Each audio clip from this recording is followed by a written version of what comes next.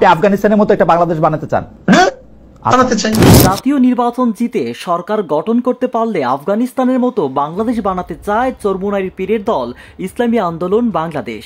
Khaled মহিউদ্দিনের talk show ঠিকানায় এসে এসব কথা বলেছেন ইসলামী আন্দোলনের সিনিয়র নায়েবে আমির মুফতি সৈয়দ মোহাম্মদ ফয়জুল করিম।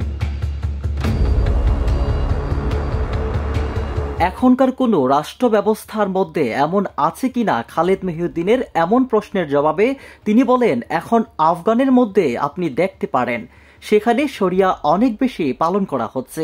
আবার পাল্টা প্রশ্ন করেন খালেদ মহিউদ্দিন, আপনি আফগানিস্তানের মতো বাংলাদেশ বানাতে চান? জবাবে ফয়জুল করিম বলেন, হ্যাঁ বানাতে চাই।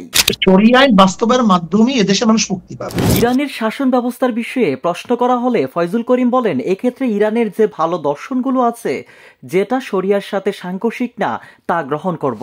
একইভাবে আমেরিকার যে ভালো দর্শন, ইংল্যান্ডের ভালো দর্শন, রাশিয়ার ভালো দর্শন যেগুলো ইসলামের সাথে সাংঘর্ষিক না সেগুলোও জনগণের স্বার্থে গ্রহণ করা হবে।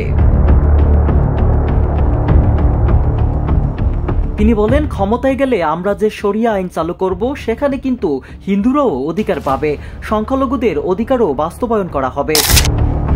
অন্তর্বর্তী সরকারের সময় দেশের বিভিন্ন এলাকায় কথিত তৌহিদি জনতা শতাধিক মাজার ভেঙেছে। এই প্রবণতা ঠিক নয় বলে মনে করেন ইসলামী আন্দোলনের সিনিয়র নায়েবে আমির। তিনি বলেছেন, মাজার খারাপ কিছু নয়, কেউ যদি সেখানে সেজদা দেয় তাকে বুঝিয়ে তা থেকে বিরত রাখতে হবে। মাজার ভাঙার কাছ থেকে সবাইকে ফিরে আসার আহ্বান করেন তিনি। মঙ্গলবার 1 জুলাই টকশোটিতে অতিথি হিসেবে ছিলেন ইসলামী আন্দোলনের অন্যতম এই নেতা, যা নিউ ইয়র্ক সময় বেলা 11টায়, বাংলাদেশ সময় রাত 9টায় সরাসরি সম্প্রচারিত হয় ঠিকানায় খালেদ মহিউদ্দিন ইউটিউব চ্যানেলে। দেশের সমসাময়িক রাজনীতির নানা প্রসঙ্গের প্রশ্নের জবাব দেন অনুষ্ঠানের অতিথি ফয়জুল করিম। মাল্টিমিডিয়া ডেস্ক, আমার বার্তা।